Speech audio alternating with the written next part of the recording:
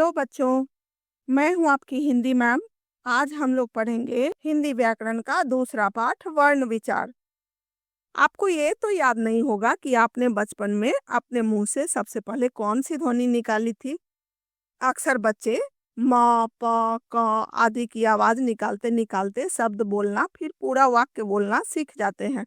पर आपको ये जरूर याद होगा कि आपने जब से हिंदी पढ़ना लिखना शुरू किया सबसे पहले अ लिखना सीखा होगा, फिर आ ई से लेकर अक्षर ज्ञ तक। बातें करते समय या लिखते समय अनेक प्रकार की ध्वनि का हम लोग उपयोग करते हैं। इन्हीं ध्वनियों को वर्ण कहते हैं। इस प्रकार हम कह सकते हैं कि वर्ण भाषा की सबसे छोटी इकाई है जिसके टुकड़े नहीं किए जा सकते, जैसे आ, का, सा, हा आदि। वर्ण को अक्षर भी कहा जाता है। वर्णों के व्यवस्थित समूह को वर्णमाला कहते हैं। जिस प्रकार माला में एक के बाद एक मोती गूंथकर माला तैयार होती है, उसी प्रकार एक के बाद एक वर्णों को जब हम सही क्रम में लिखते हैं, व्यवस्थित रूप से लिखते हैं, तो उसे वर्णमाला कहते हैं। अ से लेकर आह तक तथा क से लेकर स्र तक वर्णमाला के वर्ण हैं। हिंदी वर्णमाला में वर्णों की कुल संख्या 52 है। वर्णमाला में 11 स्वर वर्ण, 33 मूल व्यंजन होते हैं। अंग और अह अयोगवाह कहलाते हैं। वर्णमाला में 4 संयुक्त व्यंजन होते हैं, अक्ष, त्र, ज्ञ और स्र। ड़ और ह को द्विगुण व्यंजन कहा जाता है। आइए इसे हम लोग एक उदाहरण द्वारा समझते हैं। आप इस वर्णमाला को देख रहे हो। इसमें आ ई उ ए ओ औ स्वर वर्ण तथा अंग और आह अयोगवाह है। क से लेकर ह तक मूल व्यंजन वर्ण है। अक्ष, त्र, ज्ञ तथा स्र संयुक्त व्यंजन कहलाते हैं। ड़ और ढ को द्विगुण व्यंजन कहते हैं। इस प्रकार वर्णमाला के कुल वर्ण होते हैं 52, जिसमें 11 स्वर, 2 अयोगवाह, 33 मूल व्यंजन, 4 संयुक्त व्यंजन, 2 द्विगुण व्यंजन होते हैं। अब हम लोग स्वर और व्यंजन वर्ण को समझते हैं। स्वर वर्ण वे वर्ण जिनका उच्चारण बिना किसी अन्य वर्ण की सहायता के होता है, उसे स्वर वर्ण कहते हैं। ये हैं आ ई उ री ए ऐ ओ औ। आ ई उ और री को ह्रस्व स्वर कहा जाता है। इसके उच्चारण में सबसे कम समय लगता है। आ ई उ ए ऐ ओ और औ को दीर्घ स्वर कहा जाता है। इन स्वरों के उच्चारण में ह्रस्व स्वरों की तुलना में अधिक समय लगता है। व्यंजन वर्ण वे वर्ण जिनका उच्चारण स्वरों की सहायता के बिना नहीं किया जा सकता, वे व्यंजन वर्ण कहलाते हैं। व्यंजन वर्णों का वर्गीकरण निम्नलिखित प्रकार से किया जाता है। पहला, स्पर्श व्यंजन। इसका उच्चारण करते समय वायुमुख के विभिन्न भागों कंठ, तालु, मूर्धा, दंत, होष्ठ को छूकर निकलती है। आप जब भी कुछ बोलते हो तो मुंह से हवा निकलती है। स्पर्श का अर्थ होता है छूना। स्पर्श व्यंजन के उच्चारण पर ध्यान देने से पता चलता है कि हवा या वायु कहीं न कहीं स्पर्श करती है। इसी आधार पर स्पर्श व्यंजन को 5 वर्गों में बांटा गया है। क वर्ग, च वर्ग, ट वर्ग, त वर्ग और प वर्ग। मुंह के अंदर सबसे पहले कंठ होता है, उसके बाद तालु जो छत जैसा उठा हुआ भाग होता है।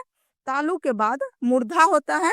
जीभ से स्पर्श करोगे तो खुरदरा सा भाग महसूस होगा, उसी को मूर्धा कहते हैं। मूर्धा के बाद दंत यानी दांत होता है और फिर होठ या ओष्ठ होता है। क वर्ग यानी क, ख, ग, घ, ङ में हवा कंठ से निकलती है। च वर्ग यानी च, छ, ज, झ, य में हवा तालु को स्पर्श करती है। ट वर्ग यानी ट, ठ, ड, ढ, ण में हवा मूर्धा को स्पर्श करती है। त वर्ग त, थ, द, ध, न में हवा दंत या दांत को स्पर्श करती है। प वर्ग यानी प, फ, ब, भ, म में हवा ओष्ठ को स्पर्श करते हुए निकलती है।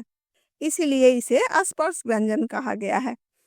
अंतःस्थ व्यंजन इसका उच्चारण मुख के भीतर की हवा के घर्षण से होता है, रगड़ से होता है। य, र, ल, व अंतस्थ व्यंजन के उदाहरण है। तीसरा है उष्म व्यंजन। उष्म मतलब होता है गर्मी। इसका उच्चारण करते समय मुख से विशेष प्रकार की गर्म या उष्म हवा निकलती है और घर्षण पैदा होता है। तालव्य श, मूर्धन्य श, दंत स और ह उष्म व्यंजन के उदाहरण है। संयुक्त व्यंजन। हिंदी वर्णमाला में 4 मुख्य संयुक्त व्यंजन है, अक्ष, त्र, ज्ञ और स्र। ये व्यंजन 2 वर्णों के मेल से बने हैं, इसीलिए इन्हें संयुक्त व्यंजन कहा जाता है, क्योंकि संयुक्त का अर्थ होता है जोड़ना। संयुक्त व्यंजन में पहला व्यंजन हमेशा स्वर रहित होता है, यानी उस स्वर के बिना होता है, अर्थात आधा वर्ण होता है। और इसके विपरीत दूसरा व्यंजन हमेशा स्वर सहित होता है, अर्थात पूरा वर्ण होता है। अक्ष आधा क और स से बनता है, त्र आधा त और र से बनता है, ज्ञ आधा ज और य से बनता है, तथा स्र आधा श और र से बनता है। लिखित भाषा में आधा वर्ण दर्शाने के लिए हल या हलंत का प्रयोग होता है। अक्ष आधा क जोड़ स, आधा क के लिए हलंत का प्रयोग हुआ है। त्र त के नीचे हलंत का प्रयोग हुआ है। वैसे ही ज्ञ में आधा ज जोड़ य और स्र में तालव्य श जोड़ र। वर्ण विच्छेद किसी शब्द के सभी वर्णों को अलग अलग करके लिखने की प्रक्रिया को वर्ण विच्छेद कहते हैं। विच्छेद का अर्थ होता है अलग करना या तोड़ना। इस प्रक्रिया में शब्द के प्रत्येक व्यंजन और स्वर को अलग करके दिखाया जाता है।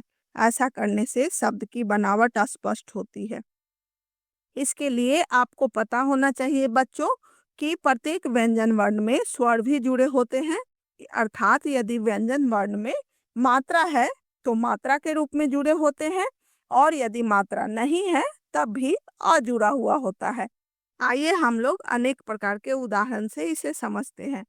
राम, र में आ की मात्रा, र आधा लिखेंगे, उसके लिए नीचे हलंत लगाएंगे। र जोड़ आ जोड़ म जोड़ अ हो गया राम।